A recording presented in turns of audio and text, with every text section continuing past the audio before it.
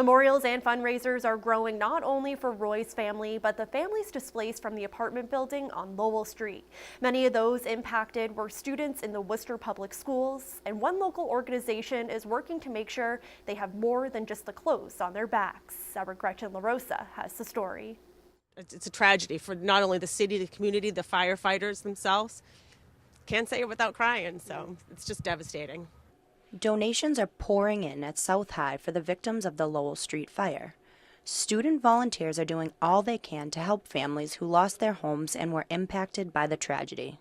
It's a lot more bags than we expected, but it's awesome to be able to have this opportunity to give back and to help those in need. The Worcester Fire Department lost one of their own fighting the fire, 36-year-old Christopher Roy of Shrewsbury. The fire also displaced families with children, some of them South High students. And when we found out it was students from South High and Sullivan, our first reaction was to make sure that we had enough clothes and different things for them to be able to survive. The students who volunteer at Andy's Attic at South High are taking the donations.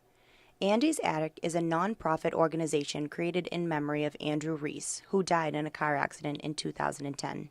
A Facebook post went up hours after the fire on Sunday, and within 24 hours, donations have flooded the halls of South High. They said this will help their cause with the fire because they're overwhelmed. There's 21 school-age children that were displaced with the fire, and we had a woman make a whole bin of homemade hats and everything else. So there's a lot of good things that are going to go around. Students sorted out and put the donated items on their shelves. They filled orders, wrote thank you cards, and made phone calls to organizations to let them know the orders were ready for pickup.